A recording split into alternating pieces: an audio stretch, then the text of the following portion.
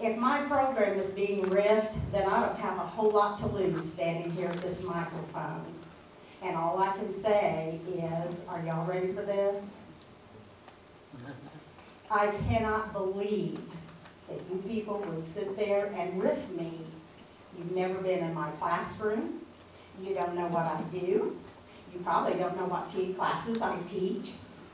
And I think it's time for us all to do a little hoorah, hoorah. I do a damn good job for you people. I really do.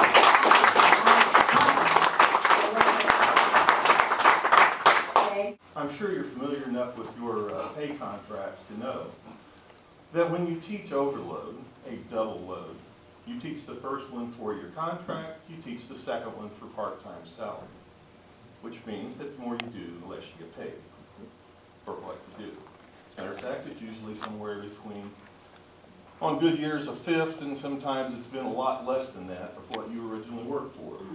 My reward for 20 years of that was a zipper in the chest from stress. When I came here tonight, I didn't have a set of notes because I was completely baffled as to what in the earth is going on here. Now be honest. What are we first? I want each of you to look me in the eye of the board member. Are we an educational institution first, Mr. Bruce, or are we just a business? Because the way it looks to me is that we've evolved into a business.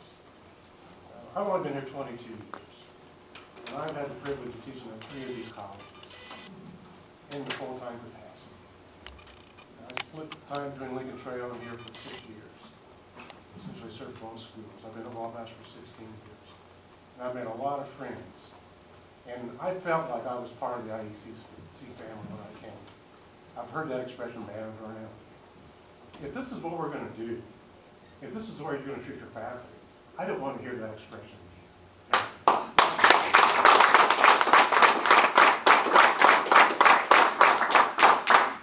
I've got a PhD.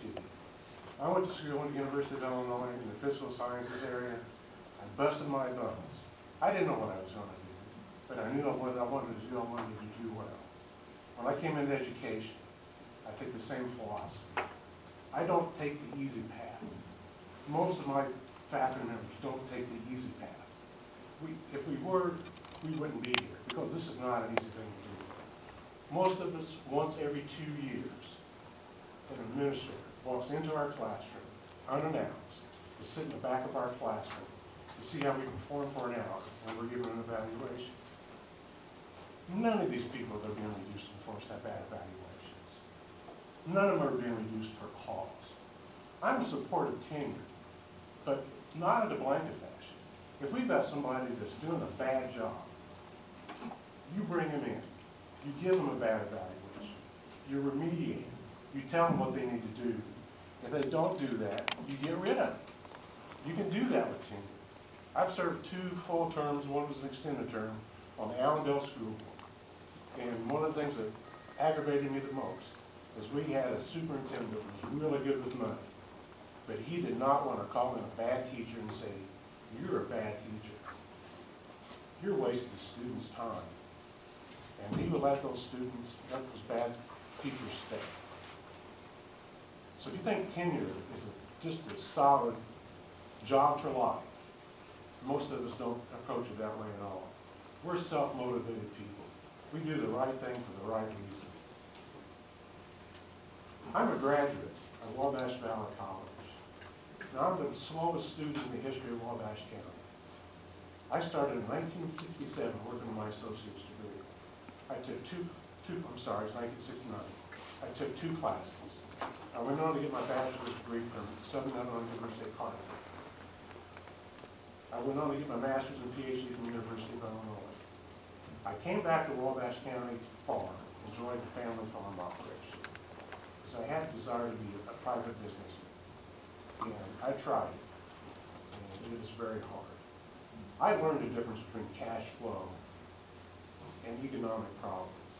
I never want to hear the word bankruptcy misused again by this board and Mr. Bruce in front of anybody that's representing this.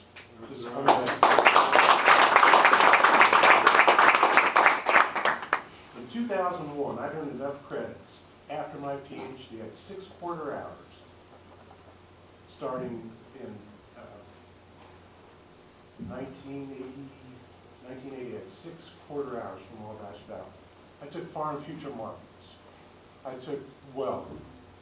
I took small engine repair. I took a year of accounting. I took COBOL. I took Computer 1, Computer 2. I've taken classes from a lot of the people that are here, and I know these people. When I earned enough credits, I realized I could graduate from IECC.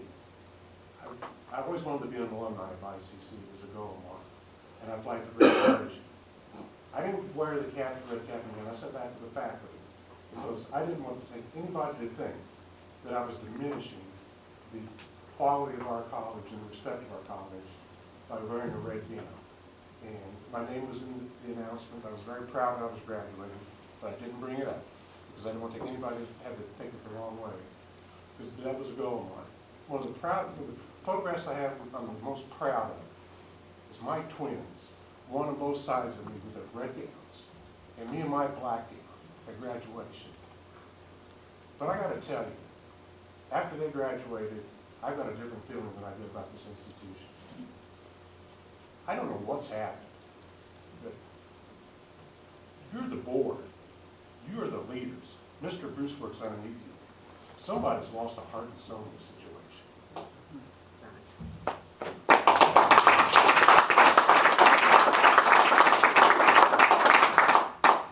We've got a mission statement. And when I read the mission statement, I don't recognize it. We had a board meeting, since I'm the president of the association, I try to go to all the board meetings. I missed the last one. I asked Mrs. Harris to fill in for me. I wasn't feeling well. This job is stressful to me. And now being the president is very stressful to me. I've spent at least 60 hours in the fall semester and this semester working on the insurance snafu that came through, where we were offered a dumbed-down package of the insurance offer that you administered to the staff. We were offered a much lower package than that. We got that out of the way, and that was resolved. Now this mess is coming. Mr. Bruce said in a board meeting several months ago, he was getting kind of depressed. He was talking about the money part. And he said that in modern times, we have a record enrollment of students. And he said, yes, that's going to make us go bankrupt. But maybe it's a good thing. We invited him to the executive council meeting last Tuesday. We knew these cuts were coming up. Nobody told us. We found out because we got a faculty member that represents the state at a very high level in the higher education consortium. He was in Springfield. I was told by a person that there were going to be 20 to 30 reductions in force. Actually, he was misquoted. He said there were already happening. And that's how we found out. Who told you that? He said, Mr. Bruce. So it was a slight misquote, but we knew this was coming. We invited Mr. Bruce to our executive council meeting. We asked him to speak, and he was kind enough to come and speak to us. We were trying to figure out what we're going to do. Is there anything we can do? Well, in that meeting, I asked Mr. Bruce, because we were talking about the money. I asked him, I said, we'd be better off with less students. And he said, well, if we had less students, we wouldn't go bankrupt as fast. One of our board members was interviewed by a faculty member this week that's being reduced in force. And the board member told the faculty member that we need less students. Because students are a problem. So they're costing us too much money. And that's the drain on the system. Is that where we're going? Because if you want us to get rid of students, come to us. Tell us which programs that you want to get students out of. If nursing is the most profitable and you only want nursing students, be upfront with us.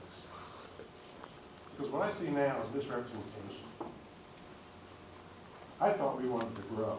I thought we wanted to be bigger, prouder, and stronger. And what we're doing now is you're cutting the good wood out of the tree of education that you've got.